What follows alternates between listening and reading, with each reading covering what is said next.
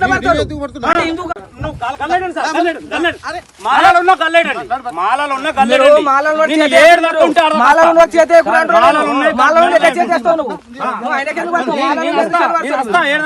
కాదు మాలలో మీరు ఎందుకు చేతి పడుతున్నారు? స్వామి గాలి ఎట్లా పడతారు? స్వామి గాలి ఎట్లా పడతారు సార్? స్వామికి మీరు గాలి ఎట్లా పడతారు? ఎందుకు కావను నువ్వు స్వామికి నువ్వు నాడు కేసు ఇస్తాను. మేము కూడా నీ కోరు పంపినోడు ఎవరు?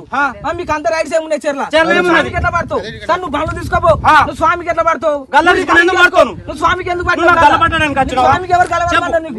నీకు స్వామికి గల్ల ఎవరు పట్టమన్నారు? నీకు సంస్కారం ఉన్నది కదా, గల్ల ఎట్లా పడతావు స్వామికి? ఒక హనుమాన్ భక్తుడు ఎట్లా పడతావు? సరేనా? ఇంతమంది మీద సంస్కారం ఉండాలి సార్. మంచిగా వచ్చిన ఒక స్వామికి హనుమాన్ భక్తుడికి నువ్వు చేతి ఎలా పడతావు?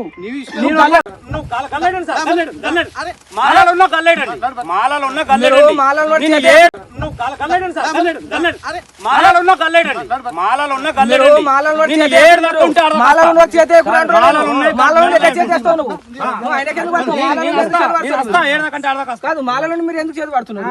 స్వామి గాలి ఎట్లా పడతారు? స్వామి గాలి ఎట్లా పడతారు సార్? స్వామికి మీరు గాలి ఎట్లా పడతారు?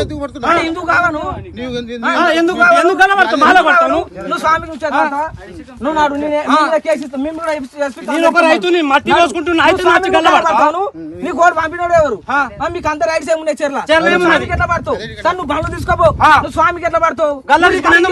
నువ్వు స్వామికి ఎందుకు పడతావు? స్వామికి ఎవరు సార్? ఇంకొక విషయం ఏంటంటే ఈ స్వామి పైన ఎదుట ఉన్నాడు.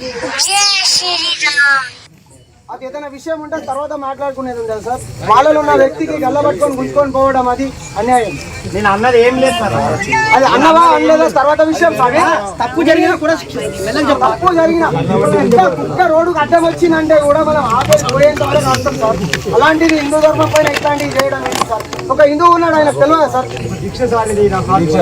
40 రోజుల దీక్ష మీద ఇలాంటివి చేయడం సార్. ఇది హిందూ ధర్మానికి అఖిల భారతీయ చేసుకున్నాడు సార్. ఇది ఆయనకు సస్పెండ్ చేయాలి. అది కూడా ప్రెస్ మీట్ తో సహా ఈపోదే అయిపోవాలి.